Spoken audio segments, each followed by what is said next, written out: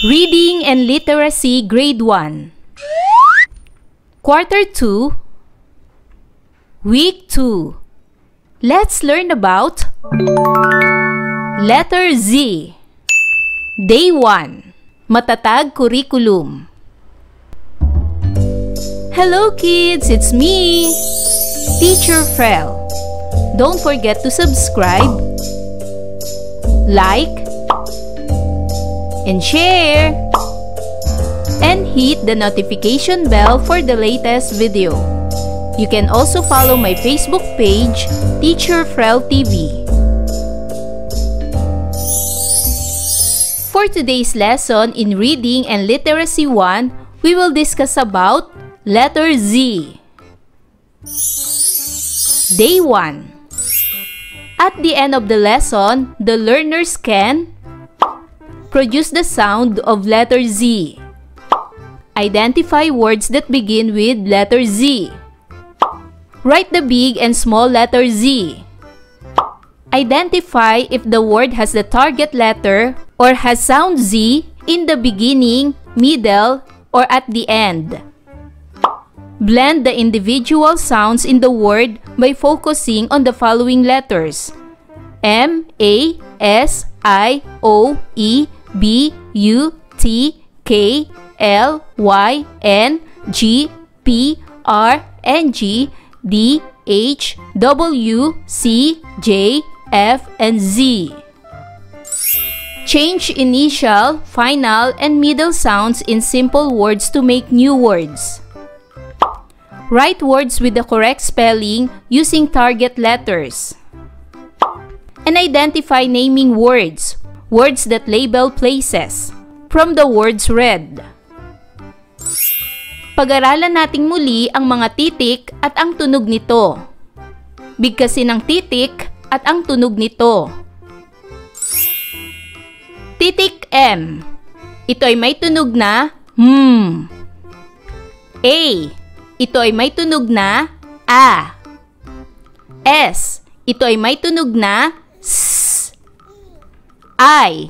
Ito ay may tunog na I. O. Ito ay may tunog na O. E.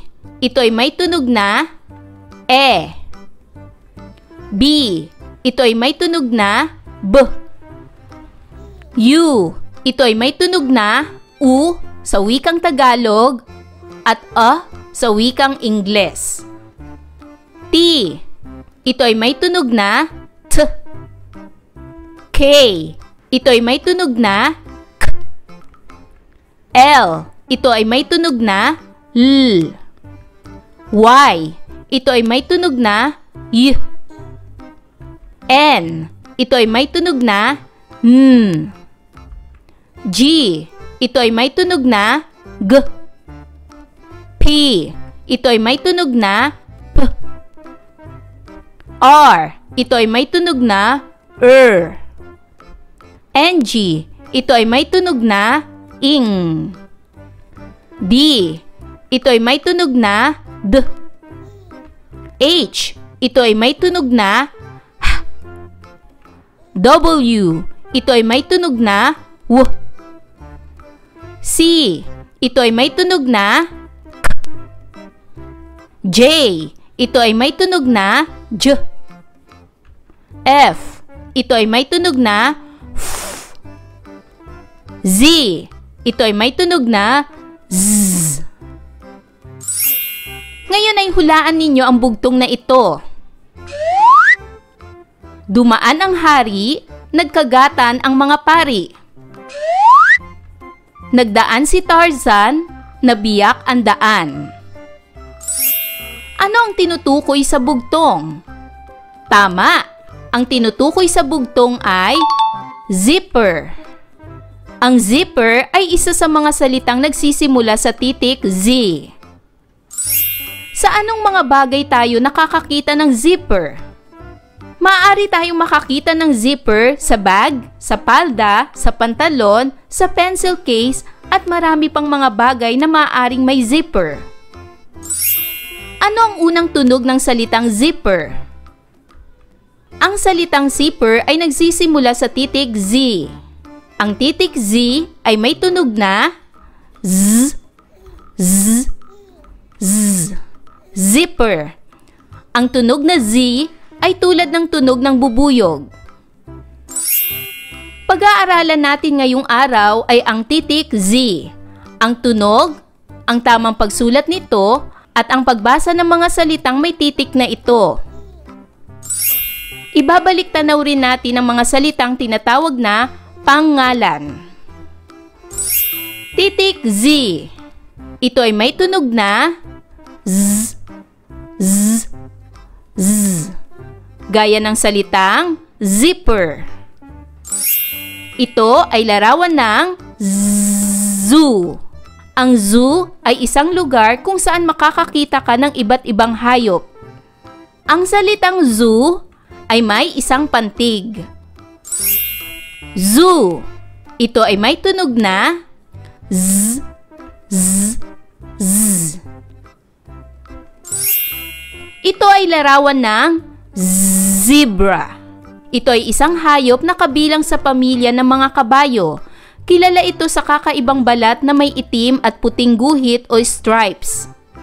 Ang pangalang zebra ay may dalawang pantig. Zebra. Ito ay may tunog na z, z, z. Ito ay larawan ng zigzag. Ang zigzag ay tumutukoy sa isang uri ng galaw o linya na paiba-iba ng direksyon. Kaliwat kanan, pataas pababa, o paikot-ikot na parang alon o kurba. Ang salitang zigzag ay may dalawang pantig. Zig-zag. Zigzag. Ito ay may tunog na z, z, z. Ito ay larawan ng zero. Ang zero ay nangangahulugang wala. Ito ay bilang sa matematika. Ang salitang zero ay may dalawang pantig. Zero. Zero. Zero. Ito ay may tunog na z, z, z. Ito ay larawan ng Zamboanga. Isa ito sa mga pangunahing lungsod sa Mindanao na tanyag sa magagandang dagat, masaganang kultura, at makulay na kasaysayan. Ang pangalang Zamboanga ay may tatlong pantig. Zamboanga. Zamboanga. Ito ay may tunog na z, z, z. Ganito natin isinusulat ang malaki at maliit na titik Z. Sa pagsulat ng malaking titik Z, gumawa ng pahigang linya sa itaas na linya ng sulatang papel. Idugtong ang palihis na linya mula sa taas pababa. Idugtong ang pahigang linya sa ibabang linya ng sulatang papel. Ang maliit na titik Z ay kahawig din ng malaking titik Z. Ngunit ito ay sisimulan sa gitnang linya ng sulatang papel. Gaya nito. Ulitin natin mga bata. Malaking titik Z. Ang bilang ng pagsulat ay 1, 2, 3. Maliit na titik Z. Ang bilang ng pagsulat ay 1, 2, 3.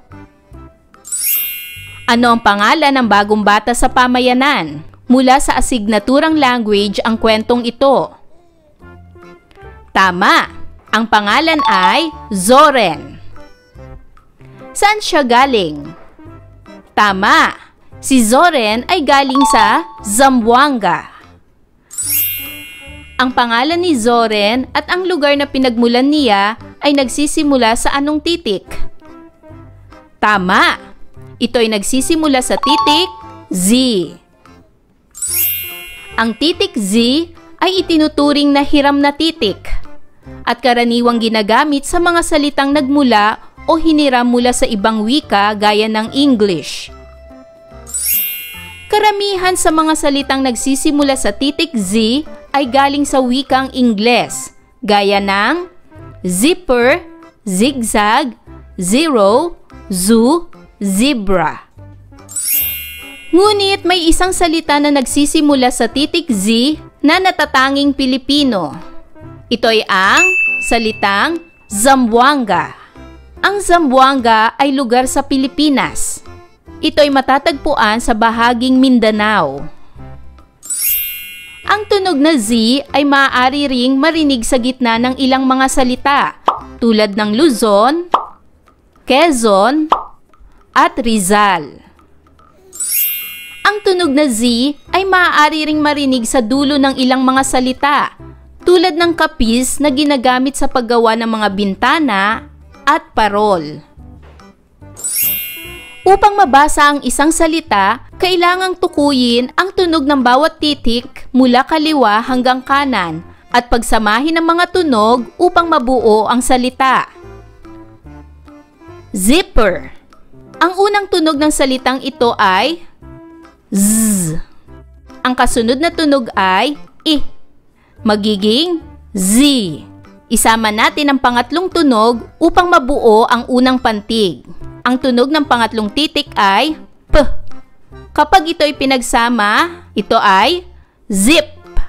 Ito ang unang pantig. Dumako tayo sa pangalawang pantig. Itunog natin ang bawat letra. P. Hindi natin isasama ang tunog na I o E. Gagawin natin tong silent letter kapag ang kasunod ay titik R. Itutunog na natin agad ang titik R. Ito ay may tunog na P, Kaya, kapag pinagsama natin, zipper. Zipper. Ito ay may dalawang pantig. Isa, dalawa. Dalawang pantig. Ngayon naman ay dumako na tayo para sa gawain isa. Nasaan ang tunog na Z? Makinig ng mabuti sa mga panuto. Una, itaas ang kaliwang kamay. Pangalawa, itaas ang kanang kamay. At pangatlo, tumayo. Tayo ay maglalaro. Makinig ng mabuti. Magbabanggit ako ng mga salita. Kailangan ninyong sabihin kung ang mga salita ay nagsisimula sa Z o nagtatapos sa Z o kung may Z sa gitna. Kung ang salita ay nagsisimula sa Z, itaas ang kaliwang kamay. Kung ang salita ay nagtatapos sa Z, itaas ang kanang kamay. Kung ang salita ay may Z sa gitna, tumayo. Narito ang mga salita. Una ay zipper. Pangalawa, Luzon. Pangatlo, jazz. Pang-apat, zebra. Panglima, Zorro. Pang-anim, Zoren. Pang-pito, Quezon. Pang-walo, Buzz. Pang-siyam, Zamboanga. At pang-sampu, Capiz. Nasaan ang tunog na Z? Isulat natin ang simula, gitna o dulo. Para sa unang bilang, zipper. Ang tunog na Z ay nasa simula. Pangalawang bilang, Luzon. Ang tunog na Z ay nasa gitna. Pangatlo, jazz. Ang tunog na Z ay nasa dulo. Pang-apat, zebra. Ang tunog na Z ay nasa simula. Panglima, Zorro. Ang tunog na Z ay nasa simula. Pang-anim, Zoren. Ang tunog na Z ay nasa simula. Pang-pito, Quezon. Ang tunog na Z ay nasa gitna. Pang-walo, Buzz. Ang tunog na Z ay nasa dulo. Pang-siyam, Zamboanga. Ang tunog na Z ay nasa simula. At pang-sampu, Capiz. Ang tunog na Z ay nasa dulo. Para naman sa gawain dalawa, ito ay sound swap. Ngayon naman maglalaro ulit tayo ng isa pang laro. Hulaan ng bagong salita. Ang mga salita ay binubuo ng iba't ibang tunog. Kapag nagpalit tayo ng isang tunog, makakabuo tayo ng bagong salita. Halimbawa, ang salita ay dahon. Ngayon ay palitan natin ang tunog na D at gawin itong K. Ano ang bagong salita? Ang D, palitan natin ng K. Ang bagong salita ay kahon. Ang salita ay zipper. Palitan ng tunog na Z at gawin itong D. Ano ang bagong salita? Palitan natin ito ng D. Ang bagong salita ay dipper. Ang salita ay moo. Palitan ng tunog na M at gawin itong Z. Ano ang bagong salita? Ang bagong salita ay zoo. Ang salita ay zoren. Palitan ng tunog na Z at gawin itong L. Anong bagong salita? Palitan natin ng L. Ang bagong salita ay Loren. Ang salita ay quiz. Palitan ng tunog na Z at gawin itong T. Ano ang bagong salita? Palitan natin ng Z ng T. Ang bagong salita ay quit. Ang salita ay hero. Palitan ng tunog na H at gawin itong Z. Ano ang bagong salita? Palitan natin ang H ng Z. Ang bagong salita ay zero. Ang salita ay loro. Palitan ng tunog na L at gawin itong Z. Anong bagong salita? Palitan natin ang L ng Z at dagdagan natin ng isa pang titik R. Ang bagong salita ay Zorro. Ang mga pangalan ay mga salita na nagbibigay ng pangalan sa tao, hayop, lugar, bagay at pangyayari. Halimbawa, ang pangalang Zamboanga ay ngalan ng lugar. Ang pangalang Zorro ay ngalan ng tao. Ang pangalang zebra ay ngalan ng hayop. At ang pangalang zipper ay ngalan ng bagay. Ngayon ay kumpletuhin ang bawat pahayag. Ang natutunan ko ngayong araw ay ang letrang Z. Ang tunog ng letrang Z ay Z. Z. Ganito isulat ang maliit at malaking letrang Z. Malaking letrang Z. 1, 2, 3. Maliit na letrang Z. 1, 2, 3.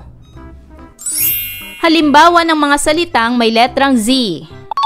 Zipper, zero, zoo, zebra, at zigzag. Ilan sa mga ito ay mga pangalan. Halimbawa ng mga pangalan na may titik Z ay Zamboanga, Zorro, Zoren, Luzon, Rizal, at Quezon. Ayan mga bata, naunawaan niyo ba ang ating aralin sa araw na ito? Kung ganon, magaling! Mga bata, sana'y marami kayong natutunan sa ating aralin. Hanggang sa susunod na video lesson, paalam! Thanks for watching!